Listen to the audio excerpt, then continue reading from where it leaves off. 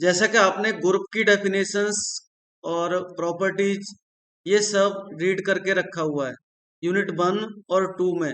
Group, normal, सब group, सब चीजें हो चुकी हैं। ठीक है। सो आज की क्लास में एल्जेब्रा में हम होमोमोर्फिज्म पर बात करेंगे। So how to define homomorphism? A mapping phi from a group G to a group G dash is called homomorphism if phi AB equal to phi A into phi B for all A, B are belonging to G। कोई भी function हो उसके to member हो, वो उनका nature इस तरह का भी हो सकता है phi A into phi B, और वो दोनों ही उस ग्रुप को बिलोंग करते हैं। तो type of homomorphism, first onto homomorphism और in second name is epimorphism. So let G and G dash be any two groups, then the mapping phi G to G dash is called onto homomorphism if phi AB equal to phi A into phi B for all A, B belonging to G and phi is onto. Hence, a homomorphism which is not which is onto is called epomorphism। यानी इसको onto वाले को epomorphism भी बोलते हैं। कहीं पर ये नाम आता है तो आपको पता होना चाहिए कि onto homomorphism, into homomorphism। Second definition is into homomorphism।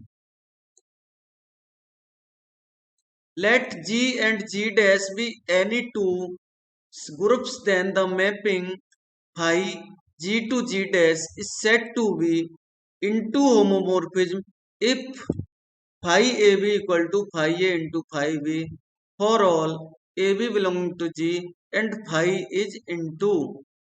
सीधा सा है कि जो होमोमॉर्फिज्म की पूरी प्रॉपर्टी है phi A B equal to phi A into phi B, ये तो अप्लाई होनी है। अगर फाई इंटू है तो इंटू होमोमॉर्फिज्म होगी, ऑन टू है तो ऑन टू होने वाली है। सो next definition is one one homomorphism, और इसको मोनोमॉर्फिज्म भी बोलते हैं। सो let G and G dash be any two groups, then the mapping phi AB equal to phi A into phi B is said to be one homomorphism or monomorphism if phi AB equal to phi A into phi B for all AB belonging to G and phi is 1 1। तो third definition में भी वही rule apply हो रहा है कि homomorphism की तो डेफिनेशन और रूल प्रॉपर्टी सभी को फॉलो करना है। 1 1 है तो 1 1 बोलेंगे, ऑन टू है तो ऑन टू बोलेंगे, इनटू है तो into. So next definition is endomorphism. A homomorphism of a group G into itself is called endomorphism। कोई भी होमोमॉर्फिज्म अगर वो खुद में ही होमोमॉर्फिज्म हो जाता है तो इस तरह को एंडोमॉर्फिज्म बोलते हैं, इनटू इटसेल्फ। ठीक। सो ये कुछ थ्योरी है, आपको आवाज तो आ रही होगी और लैंग्वेज समझ पा रहे होंगे। एक बार रिप्लाई कर दीजिए चैट बॉक्स में, सभी को लैंग्वेज समझ में आ रही है कि नहीं आ रही है। और इजी डेफिनेशन है, सभी जन एक बार रिप्लाई करें, फिर नेक्स्ट क्वेश्चन पर आता हूं। इसी के बेस पर ये 4 डेफिनेशंस आपने पढ़ी, उसके बेस पर आपको ये क्वेश्चन मिलने वाला है अभी। और ये हमारे एग्जाम में, यूनिवर्सिटी एग्जाम में 2 मार्क्स में आने वाला क्वेश्चन है। और अभी एमसीक्यू बनेगा तो यहाँ से एमसीक्यू भी बन सकता है। सो सभी जन रिप्लाई करें, उसके बाद में यहाँ पर ये क्वेश्चन पर आ रहा हूं। So question is, suppose G is a group of integers under usual addition and G dash equal to G. So we define the mapping phi G to G dash such that phi a equal to 2a for all a belongs to G. तो ये nature कैसा आ रहा है इसका mapping का, phi a equal to देने वाला है 2a। आप ये मान लीजिए कि कोई भी ऐसी मशीन है, कोई भी ऐसी मशीन है कि जिसमें हम, ये क्या है, एक तरह से मशीन है ना, ये फाई ए है, ठीक है ना। अब यहां से मान लीजिए हमने एक सिक्का डाला, स्टेशंस पर आप देखते हैं सिक्का डालते हैं, वेट करते हैं, टिकट मिल जाता है, उस पर वेट लिखा रहता है आपका, your weight is 100 kg 50 kg etcetera. वैसे ही एक मशीन है ये फाई एक मशीन है जिसमें अगर कोई भी एलिमेंट आप यहाँ पर से डालेंगे तो यहाँ से वो 2 एलिमेंट देगा, 2a देने वाला है, डबल करके देने वाला है, ठीक है ना। तो ये इस तरह का रियल लाइफ एग्जांपल है, तो डबल करके दे रहा है वो, ठीक। तो इसमें क्या करेंगे, इसमें अगर 2 मेंबर आपने कंसिडर, ये कब कब फॉलो कर रहा है, जब ग्रुप में एक मेंबर है, सिंगल मेंबर है तो इस तरह से फॉलो करेगा। अगर 2 मेंबर हो जाए तो क्या करेंगे, 2 मेंबर रह जाएंगे तो 2 को डबल करेगा, ठीक है ना। तो कैसे करेगा देखेंगे। Then a plus B belongs to G. Now भाई a प्लस बी करेंगे, यहाँ पर इस a के प्लेस पर a प्लस बी पुट करेंगे क्योंकि मेंबर अब 2 हो गए, तो 2 इंटू ए प्लस बी लिखेंगे। इट मीन्स भाई a plus B equal to 2a plus 2b आएगा। और फिर से मैपिंग से कंपैरिजन करेंगे, 2a को भाई ए लिख सकते हैं एंड 2b को भाई बी लिख सकते हैं। तो आपको फाई ए प्लस बी की value phi A plus phi B मिली। It means phi is the homomorphism. ये आपको इस तरह से प्रूव करके बताना है। वहां पर वो क्वेश्चन में एमसीक्यू में बनाएंगे कि ये इस तरह की मैपिंग है, और यहां तक का क्वेश्चन वो लिख देंगे। ये यहां तक का तो क्वेश्चन है, यहां से यहां तक। तो वो बोलेंगे फाई का नेचर क्या है, होमोमोर्फिज्म है कि आइसोमोर्फिज्म में, एटसेट्रा, बहुत सारे ऑप्शंस बना के आपको एमसीक्यू जनरेट किया जाए।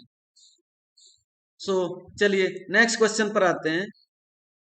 If G is the group of all real numbers under addition and R0 is the multiplicative group of non-real numbers and phi R to R0 defined by phi x equal to 2 power x, x belongs to R। Means वहां पर जो number था वो group में belong कर रहा था, यहाँ पर रियल नंबर दे रहे हैं। ये x क्या हो सकता है, कोई भी रियल नंबर हो सकता है। देन फाई इज होमोमोर्फिज्म, तो यहां से आपका मल्टीपल चॉइस क्वेश्चन में ये ऑप्शन भी ऐसे होगा, वो बोलेगा फाई क्या है, फाई का नेचर क्या है, इस तरह के ऑप्शंस बनाएंगे। तो यहां से यहां तक का क्वेश्चन आएगा। तो अगर आपने ये क्वेश्चन पढ़ा हुआ है तो आप तुरंत बताएंगे ये तो होमोमोर्फिज्म है। तो इसका आंसर कैसा, 2 लाइन का आंसर है, बहुत easy, very easy and very simple question. So we have, यहाँ पर x बिलोंग टू r ले रहे हैं, यहाँ पर 2 नंबर ले लें, x और y दोनों रियल नंबर हैं। तो आप इस मशीन से काम करेंगे, इसकी फंक्शनिंग देखेंगे क्या हो रही है। फाई एक्स क्या दे रहा है, 2 पावर एक्स दे रहा है। So phi x plus y क्या देने वाला है, 2x प्लस वाई देने वाला है पावर में। By using the properties of 2x into 2y लिख सकते हैं इसको। तो 2x का मीनिंग फाई एक्स, 2y का मीनिंग फाई वाई, और ये वैल्यू आपको आप बोलेंगे the function phi is homomorphism, और phi R2 R0 is a homomorphism. ये बहुत ही इजी क्वेश्चन है, टफ नहीं है। तो आप इसको, फिर से एक मन में क्वेश्चन आ गया था जब नोट्स में लिख रहा था, तो वो कि how to write the question for example 1। तो ये क्वेश्चन का नेचर इस तरह का रहेगा, यहां तक का। इसके बाद ये इसका आंसर, पहला क्वेश्चन जो किया था आज हमने, उसका आंसर वही है, बस यहाँ पर क्वेश्चन का नेचर बता दिया कि किस तरह से क्वेश्चन जनरेट किया जा सकता है। सो आप इसका आंसर तो पढ़ चुके हैं अभी, तो इसको तो आप एक बार रीड कर लीजिए। नेक्स्ट क्वेश्चन पर आता हूं। If e is the identity element of the group G, then the mapping phi G to G defined by phi a equal to e for all a belongs to G is an endomorphism of G. Endomorphism यहाँ पे बोल दिया गया है। अब आपको एंडोमोर्फिज्म के लिए बताया गया था, डेफिनेशन आपने देखी थी, इसीलिए मैंने यहाँ पर नोट करके रखा है। ईपोमोर्फिज्म क्या रहता है, ठीक है ना, होमोमोर्फिज्म, इनपुट मोनोमोर्फिज्म क्या रहता है, और एंडोमोर्फिज्म क्या रहता है। ठीक, तो इसके बेस पर आपको इस क्वेश्चन को समझने में दिक्कत नहीं होगी। सो क्या करेंगे, देखें answer. Let a and b are any elements in the G. So phi a equal to e लिखेंगे, तो second element phi b equal to भी ई लिखेंगे, क्योंकि आइडेंटिटी एलिमेंट दे रहा है। ये मशीन क्या बोल रहा है, ये कुछ भी डालें इसमें एक सिक्का निकल के आता है, ठीक है ना, एक टिकट निकल के आता है, वन टाइम वन टिकट। तो ये इस तरह की फंक्शनिंग हो रही है। आपने कुछ डाला यहाँ पर, प्लेटफॉर्म टिकट की मशीन में भी वही आता है कि आपने सिक्का डाला, प्लेटफॉर्म टिकट निकल के आ गया। तो 10 का नोट डाल रहे हैं, टिकट निकल के आ रहा है। तो भाई ये एक एक पर्सन ने पैसे डाले, टिकट आ गया, दूसरे पर्सन ने डाले, टिकट मीन्स आइडेंटिटी एलिमेंट मिल रहा है, यूनिक एलिमेंट मिल रहा है। टिकट तो सेम मिल रहा है ना, प्लेटफॉर्म टिकट है ना। Now so phi A B equal to e into e लिखेंगे, क्योंकि फाई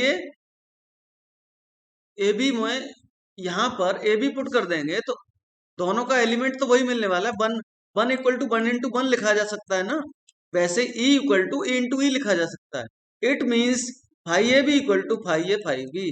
दस phi is a homomorphism G into G, hence phi is an endomorphism. कारण क्या, एंडोमोर्फिज्म क्यों हो रही है ये, क्योंकि ये आइडेंटिटी एलिमेंट दे रहा है। आइडेंटिटी से शुरू हुए थे, आइडेंटिटी पे ही खत्म हो रहा है। तो ये उस डेफिनेशन को फॉलो कर रहा है जो एंडोमोर्फिज्म की डेफिनेशन मैंने अभी आपको बताई है। आई होप आपको चीजें क्लियर हो रही हो। प्लीज रिप्लाई कर दीजिए, फिर मैं आगे बढ़ता हूँ। नेक्स्ट पॉइंट इसमें आता है,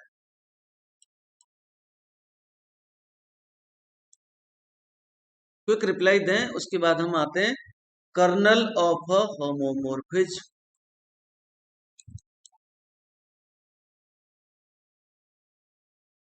क्या रहता है ये, if phi is a homomorphism of a group G into a group G dash, then the set K of all those elements of G which are mapped by phi onto the identity E dash of G dash is called the kernel of homomorphism। और second definition इसकी ये हो सकती है, second definition यहां पर ये है, if phi is a homomorphism of G into G dash, then K is the kernel of phi. If K equal to x belongs to G, then phi x equal to e dash. E dash is the identity of the group G dash.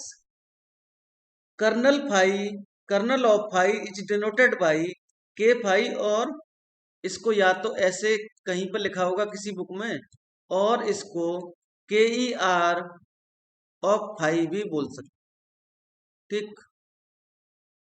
सो इस पे depend question कैसे आता है वो देखिए।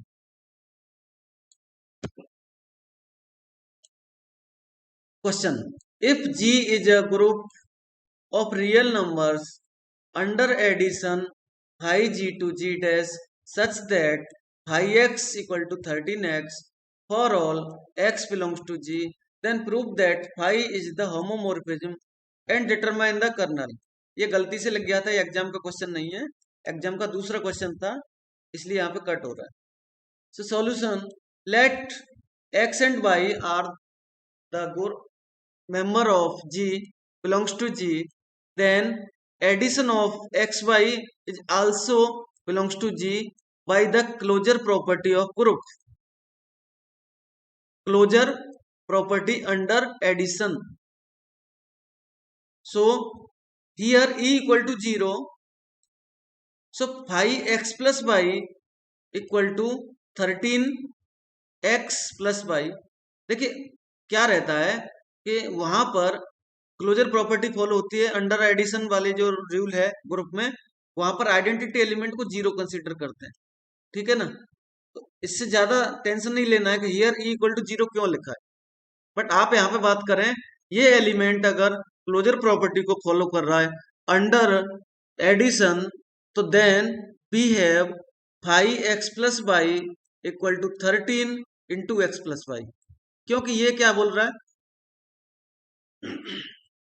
ये phi x equal to 13x दे रहे हैं ना, तो यहां पर x को x प्लस वाई रिप्लेस करेंगे तो 13x प्लस वाई होगा, and finally this equal to 13x plus 13y।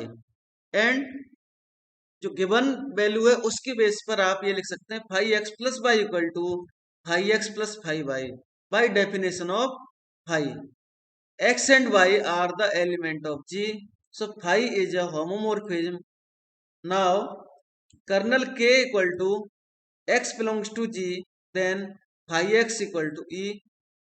So x belongs to G, 13x is equal to E, so E ये 0 है। ये क्यों लिखा गया है, इसकी वजह से, here E equal to 0।